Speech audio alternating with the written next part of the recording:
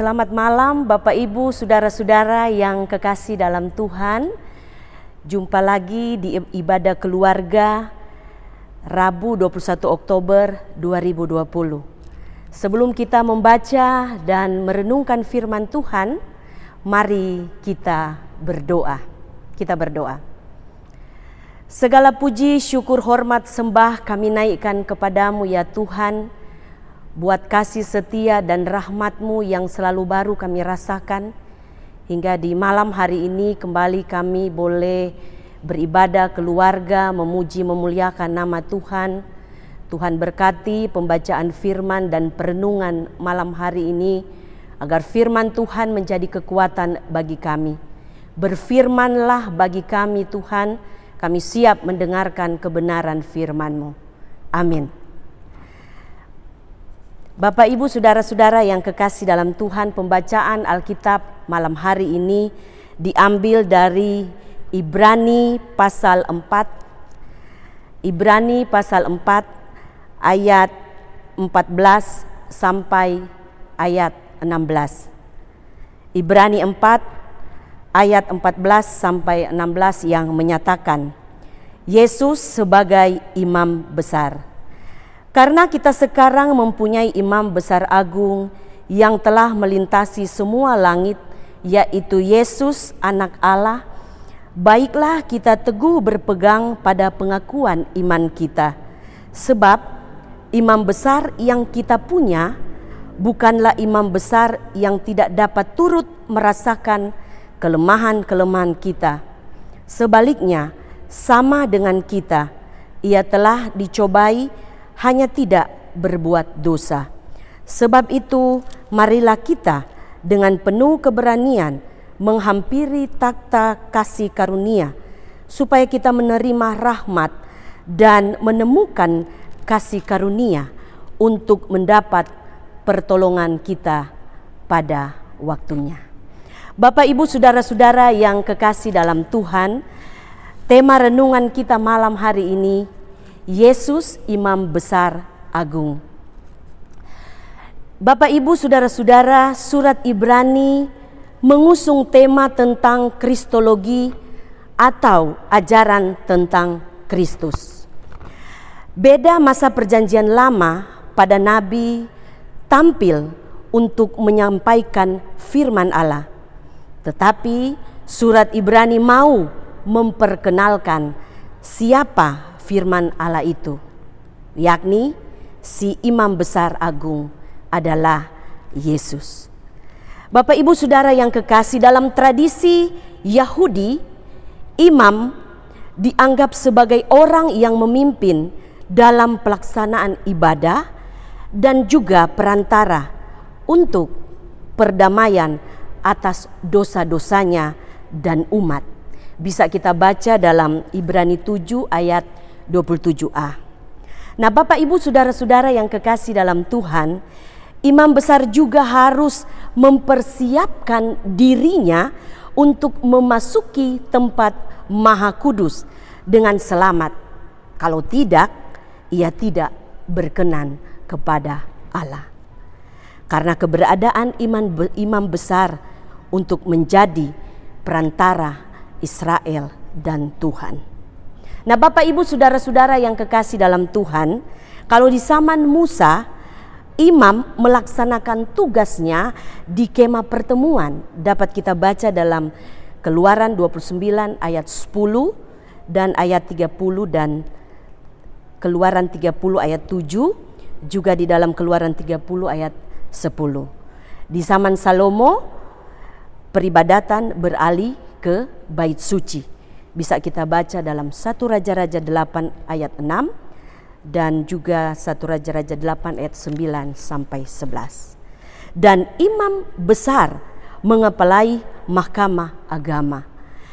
Dalam Matius 26 ayat 57a, di mana di situ Yesus ditangkap untuk menghadap Kayafas. Dan juga di dalam Matius 26 ayat 59 ayat Matius 26 ayat 59 dan 62. Di situ jelas bagaimana Yesus diberikan kesaksian-kesaksian palsu.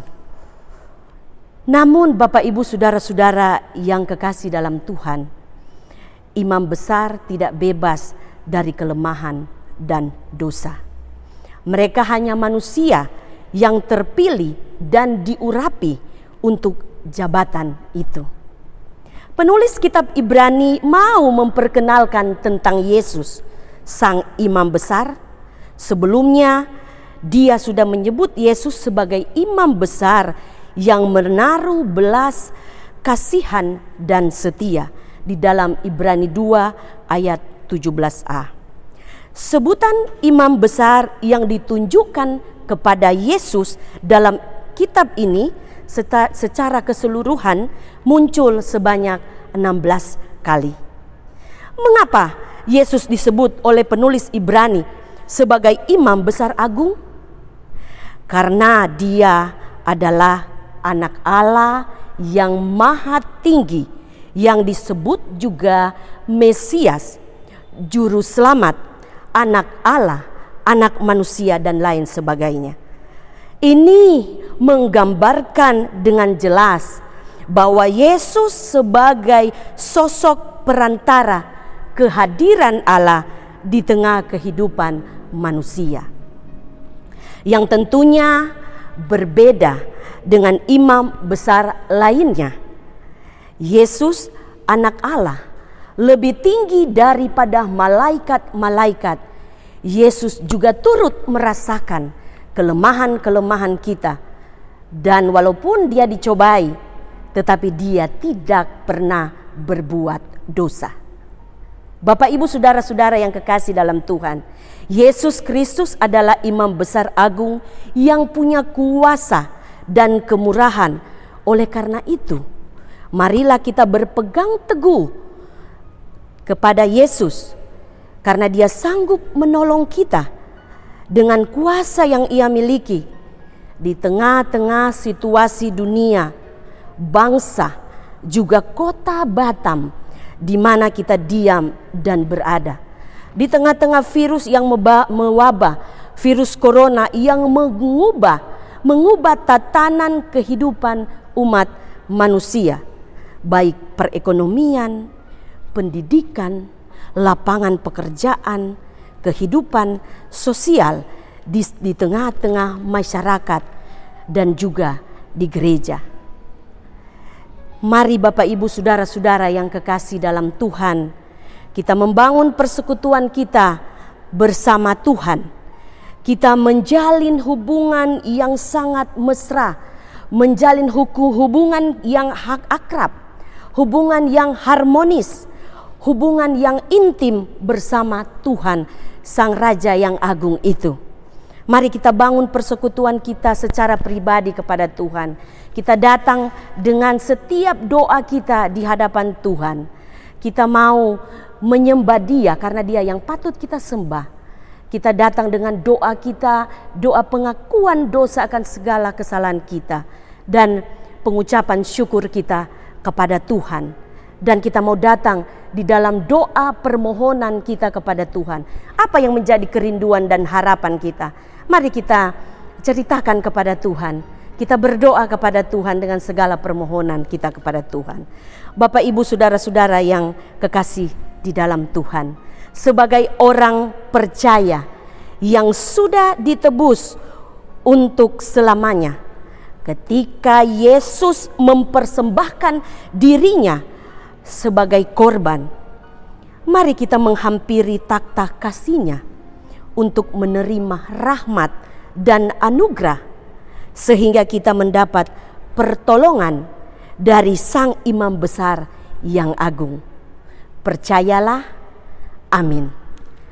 Mari kita berdoa.